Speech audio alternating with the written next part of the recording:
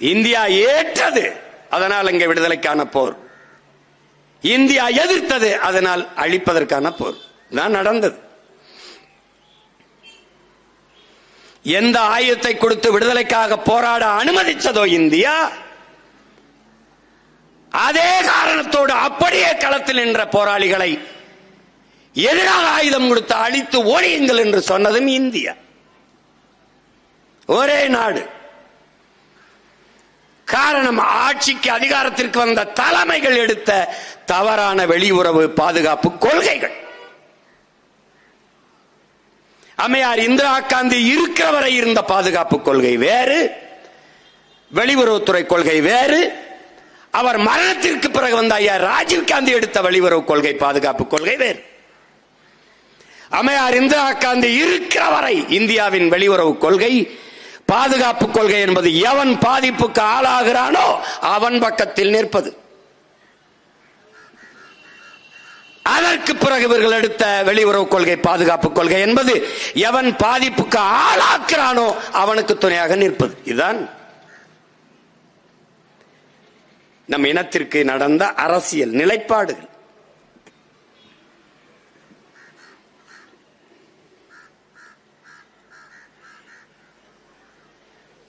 இதிலே சரணடைந்த 10,000 போர் கைதிகள், பொதுமக்கள், அவர்கள் எங்கே என்ற கேள்வியை இதுவரை பன்னாட்டு சமூகத்தில் ஒருவரும் எழுப்பவில்லை. எத்தனையோ நாட்டு தலைவர்கள், குறிப்பாக இந்திய நாட்டினுடைய முதன்மை அமைச்சர் மாண்புமிகு ஐயா நரேந்திர மோடி பலமுறை செல்கிறார்கள். இந்த நாட்டில் முதல்வராக இருந்தவர்கள் ஒருவர் கூட கேட்கவில்லை. 39 நாடாளுமன்ற உறுப்பினர்கள் கடந்து இப்போது 40 நாடாளுமன்ற உறுப்பினர்கள் நடந்து போய்கொண்டிருக்கிறது. ஒருவர் கூட இந்த கேள்வியை எழுப்பவில்லை. என் இன சொந்தங்களை சரணடைய சொன்னாய், பச்சிலம் குழந்தைகளோடு சரணடைந்தார்களே அவர்கள் எங்கே என்ற கேள்வியை ஒருவனும் எழுப்பல. ராஜபக்சே பதவிக்காலம் முடிந்து சிறிசேனா வந்தார், கேள்வி எழுப்பப்பட்டது 10,000 பேர் சரணடைந்தார்களே அவர்கள் எங்கே. மிக சாதாரணமாக எல்லோரும் செத்து போனார்கள், முடித்து விட்டார். 10,000 பேர் போரில் குண்டு வீசி கொல்லப்பட்டவர்கள் அல்ல, பாதுகாப்பாக வைத்திருக்கிறோம் வாருங்கள் என்று அழைத்து செத்து போய்விட்டார்கள் என்றார்கள். ஒரு கேள்வி எழுப்பி எப்படி செத்தார்கள்? 10,000 பேர் செத்தார்கள். எப்படி செத்தார்கள்? எப்படி செத்தார்கள்? நோயிலையா, பசியிலையா, பட்டினியிலையா? எப்படி செத்தார்கள்? கொன்று புதைத்து விட்டார்கள். அந்த கூடுகள் தான் எல்லாம். அந்த கூடுதான் முன்பு தோண்டியது, 600 ஆண்டுகளுக்கு மூத்தது என்று சொன்னார்களே அது. இந்த தாய் நிலத்தில் தோன்றுகிறான், உன்னுடைய தொன்மம் வெளிப்படுகிறது, உன்னுடைய அடையாளங்கள் வருகிறது, உன்னுடைய பண்பாடு வெளியில் தெரிகிறது. அங்கே தோன்றுகிறான், எலும்பு கூடுகளில் உன் இனப்படுகொலை வெளியே தெரிய வருகிறது. சாட்சி கேட்கிறார்கள், அங்கே நடந்தது இனப்படுகொலையா என்பதற்கு. சாட்சியாக எம் இன மக்களின் எலும்பு கூடுகள் நின்று போராடி கொண்டிருக்கிறது உலக அரங்கில். எங்களுக்காக எவரும் பேச இல்லை, இயற்கை எம்மோடு இசைந்து நின்று போராடி கொண்டிருக்கிறது. இயற்கை எங்களுக்காக போராடி கொண்டிருக்கிறது.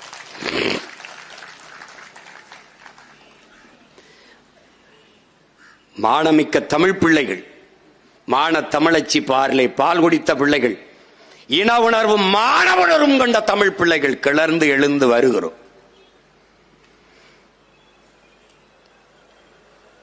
ஆள் மனதுக்குள் இதை பதிய வைத்து இதையெல்லாம் மறந்து கடந்து போக முடியாது.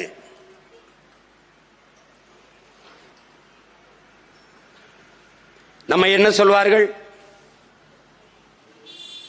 ஈழத்தை வைத்து அரசியல் செய்து பிழைக்கிறார்கள் என்பார். இவர்கள் இலவசத்தை வைத்து அரசியல் செய்து பிழைத்துக் கொண்டிருக்கிறார்கள். இதை அரசியல் என்று வேறு சொல்கிறார். இந்த அரிசி பருப்பு கொடுப்பது, 1500 கொடுப்பது, வேட்டி சேலை கொடுப்பது, மிக்சி கிரைண்டர் கொடுப்பது, தனக்கு வாக்களித்து அதிகார வலிமை எடுத்து ஆட்சி அதிகாரத்தில் உட்கார வைத்த மக்களை கையேந்தி பிச்சை எடுக்க வைப்பதற்கு பெயர் ஆட்சி. அந்த ஆட்சியை நிறுவுவதற்கு பெயர் அரசியல் என்று இன்றும் இந்த நிலத்தில் பேசிக்கொண்டு அலைகிறார்கள். அறிவார்ந்த தமிழ் சமூக தம்பிதங்கைகளே, கற்றறிந்த பெருமக்களே, உலகெங்கும் பரவாளக்கூடிய எண்ணின சொந்தங்களே, உலகிலே தோன்றிய ஒரு மூத்த இனம் தமிழர்கள் நாங்கள் பெருமை பேசுவோம் என்று எண்ணலாம். அமெரிக்க மொழியில் ஆய்வறிஞன் அலெக்ஸ் குலியர் சொல்கிறான், ஆதியில் மனிதன் பேசிய முதன் மொழி தமிழ் என்று. அப்படி என்றால் முதல் மாந்தன் தமிழன். ஆதியிலே காடுகளில் வாழ்ந்த மனிதன் எழுப்பிய ஒலியிலே இருக்கிற ஒளி வடிவம் இன்றும் தமிழிலே இருக்கு. ஓ என்று தொலைதூரத்தில் இருக்கிற மனிதனை அழைக்கவன் எழுப்பிய ஒலி இன்று வரை தமிழிலே இருக்கிறது. ஆதி மொழி தமிழ். அவனவன் தாய்மொழி. எங்களுக்கு உலக மொழிகளின் தாய்மொழி தமிழ்.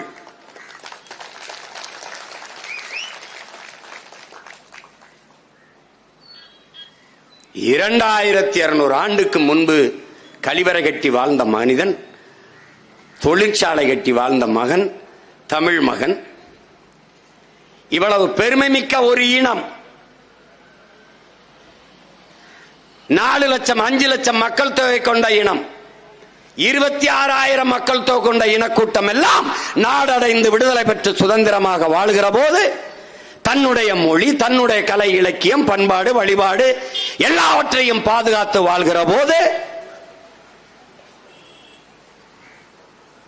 உலகெங்கும் 13 கோடி மக்கள் தொகை கொண்ட பெருத்த மூத்த தமிழ் பேரினம், உலகிற்கு அறிவியல், நாகரிகம், கலை, இலக்கியம், பண்பாடு எல்லாவற்றையும், வேளாண்மை எல்லாவற்றையும் கற்றுக் கொடுத்த ஒரு பேரினம் தனக்கென்று ஒரு நாடடைந்து பெருமையோடு வாழக்கூடாதா? வாழக்கூடாதா? கேரளாவிலே புகழ்பெற்ற கவிஞர் ஆற்றூர் ரவிவர்மா சொல்லுகிறார், உலகிலேயே ஆகச் சிறந்த இலக்கியங்களை தங்கள் தாய்மொழியிலே படிக்கிற வாய்ப்பை கிரேக்கர்களும் சீனர்களும் அதைவிடவும் இந்தியாவில் தமிழர்களும் பெற்றிருக்கிறார்கள் என்று. எங்கள் மொழி எவ்வளவு தொன்மையானது என்பதற்கு சான்று 1000 லட்சக்கணக்கான சான்றுகளை எம்மால் எடுத்து பகர முடியும். அந்த மொழியின் பிள்ளைகள், அந்த இனத்தின் பிள்ளைகள் எமக்கென்று ஒரு நாடடைந்து சுதந்திரமாக எமது மொழி, கலை, இலக்கியம், பண்பாடு, தொன்று தொட்ட வேளாண்மை, வழிபாடு எல்லாவற்றையும் காத்து வாழக்கூடாதா?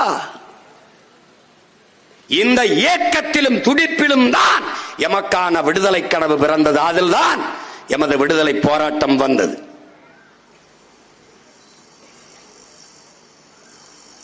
எங்களை ஓண்டி அண்டி பிழைக்க வந்த சிங்கனிடத்திலே அடிமைப்பட்டு வாழ்வதை விட விடுதலைக்காக போராடி சுதந்திரமாக சாவது மேலானது என்ற முடிவிலே அந்த களத்திலே விடுதலை போர் தொடங்கியது.